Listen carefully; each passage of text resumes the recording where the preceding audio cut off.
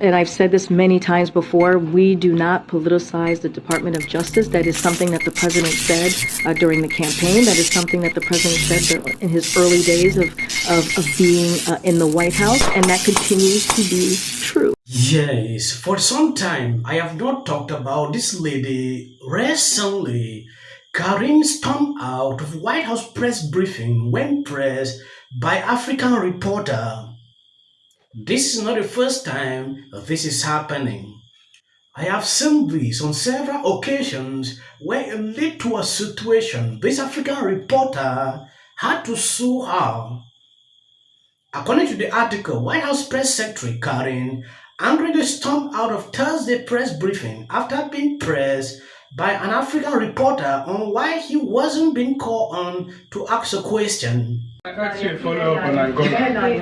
One question. It is so surprising that you don't take if you are receiving an African leader, you can't take a question from an African journalist. We can end this. Sorry, I have one question. Basically, John Senator Marco Rubio. It's not about ending the briefing. I want to ask an African question because I am receiving an African question. All right, thank you so much. Oh my God. All right, we can end this briefing if it's not going to be respectful here. Chris. That's what I'm saying. You are receiving an African leader and you don't take questions. Thanks, everybody. I have a question about gas prices. Thanks, everybody. Can we do one about the falling gas prices? There seems to be a disconnect between Biden's policy wins and voter approval, voter support. Can you talk about why you believe that is?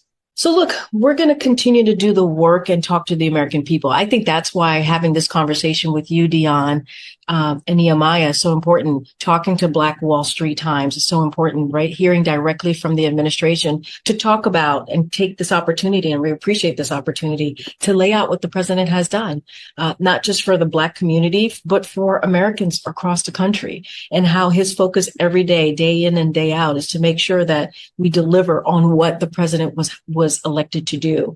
And so we're going to talk about it more. We're going to continue to have these kind of conversations more. We're going to try and break through the noise. It's very hard to break through the noise that we're seeing right now, right? The politics noise, there's so much happening. And so we're going to continue to push our message forward on how the president wants to make sure that people have a little bit more breathing room.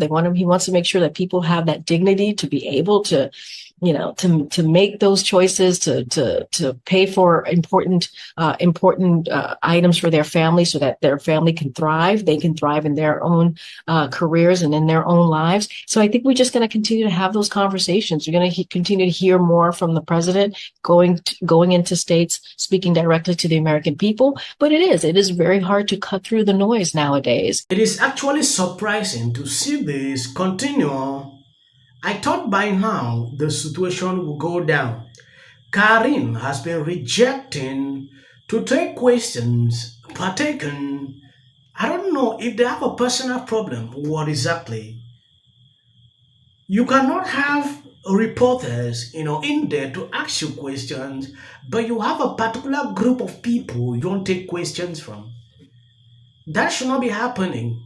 Then what is the essence being in the White House? Cheney itemizes each turn with Johnson before January 6th. A lot of attention for a name she expected few of her readers to know, but she felt Johnson's sleight of hand was emblematic of Republicans who don't just go along with Trump's deceptions, but boost them. She had no idea she was writing about a future speaker. The Speaker of the House is a collaborator to overthrow the last election. Absolutely. What happens if Mike Johnson's the Speaker on the 6th of January, 2025? He can't be. We're facing a situation with respect to the 2024 election where it's an existential crisis, and we have to ensure that we don't have a situation where an election that might be thrown into the House of Representatives is overseen by a Republican majority. So you would prefer a Democratic majority? I believe very strongly in those principles and ideals that have defined the Republican Party.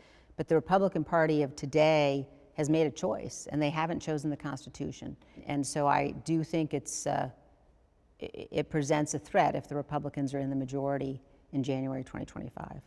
It's a threat Cheney hopes she can be clear enough about to break through the political numbness. Tell us what you think of the new Republican Speaker of the House. It's early in his speakership.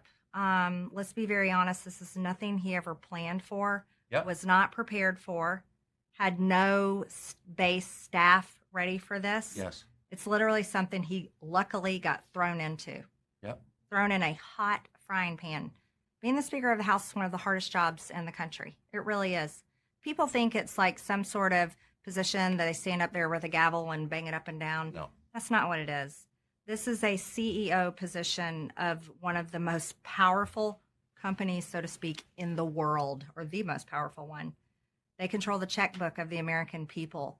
They control the votes that happen on the House floor that drive the agenda of the federal government. They control whether we go to war or not, whether or not our sons and daughters in the military live or die. Being the Speaker of the House is a serious job, and it takes extremely serious-minded people. And I was extremely disappointed when the first thing our new Speaker, Mike Johnson, does as a conservative is he brings a continuing resolution to the floor, completely clean, that just completely funds Joe Biden and his administration's budget that Nancy Pelosi created and passed during my first term, which I hated, absolutely hated.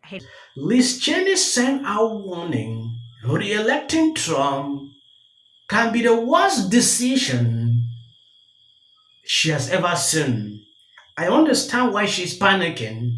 According to this article, former Republican Congresswoman Liz Cheney says that voters have become increasingly numb to politicians' warning of looming dangers to democracy. So in her new book, Oath and Honor, a memoir and a warning, she lays out the case for the threat to the Constitution posed by Donald Trump should he regain the White House. Cheney talks with CBS News about how the leading Gov candidate would review his plan for a second term and why she believes blocking Trump and preventing a Republican House majority in the next election is a cause of our time.